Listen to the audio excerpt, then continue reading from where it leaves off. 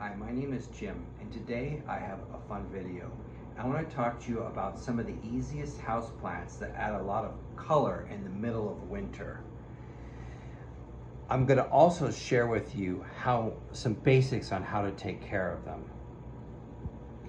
To begin with, I want to say that as far as watering goes, all of these houseplants you see like to be kept evenly moist but not soggy wet. So it's time to water when the top of the soil feels dry. But when you put your finger down, like say a half an inch or so, it maybe feels kind of like fresh bread. Not bread dough, but fresh bread. About that time, it's time to start watering these. But the individual tips I'll give you, plus I have videos on some of them I may recommend. So these plants with very little care provide a lot of color. For example, bromeliads. So easy to grow. You can go on vacation for weeks, and as long as you don't have it in too bright of a sun when you leave, they'll look just as fresh when you come back as when you're gone. They like to grow in bright windows, so if you're going to be gone in the middle of the summer and it's going to be hot, just set them in somewhere where they're not going to get as much light, and they'll keep for you. To see specifically how to take care of these, go ahead and look at, please, my bromeliad video. It's called Bromeliads, the Easiest House Plant, or something like that. You'll see it on my channel. The next one is this philodendron, and this is called a philodendron Prince of Orange. And it gets these beautiful orange, pink, red leaves. This is actually a cutting I started from my mother plant. So some lucky friend of mine is gonna get one of these.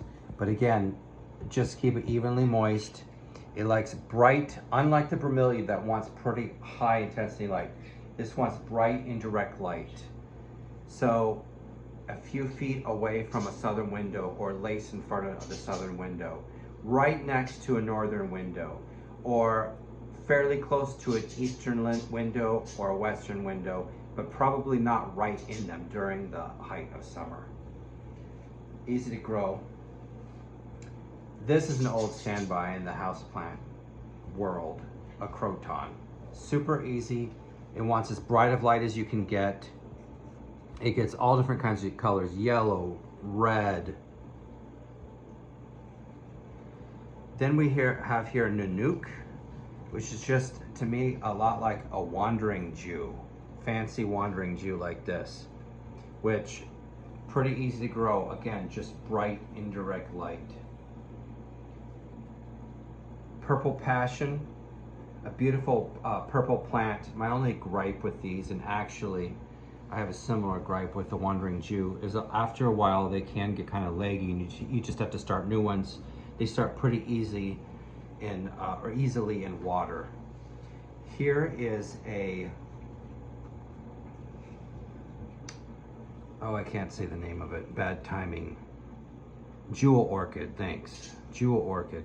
Anyway, super easy to grow.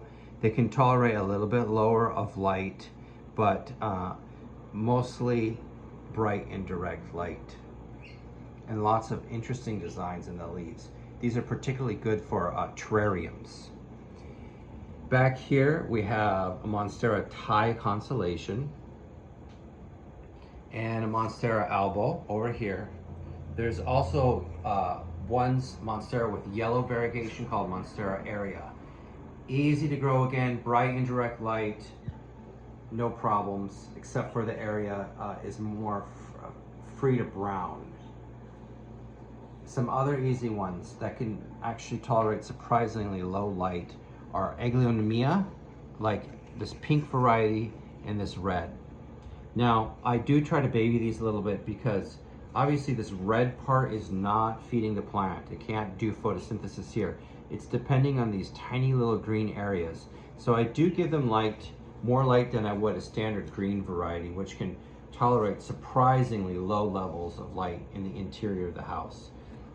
I would recommend giving these bright indirect light, like right in a north window, fairly close to a western eastern window, and back a few feet from a southern window, or again lace.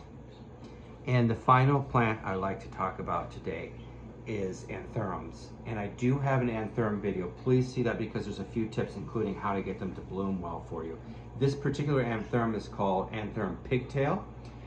They are rare, this pigtail variety, but there's lots of different kinds. You can look up flamingo flower. I don't know why these pigtails are so rare because they make wonderful houseplants. They tend to stay smaller. They're easy to grow. They have an exotic flower. Check out that flower. Maybe the reason they're rare is because they're harder to propagate. I'm not sure. But again, see that video for care of the anthurums.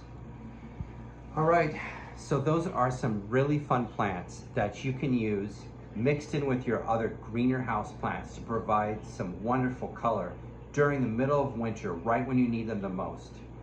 Let me know if you have any questions. Like my video, subscribe. Thanks.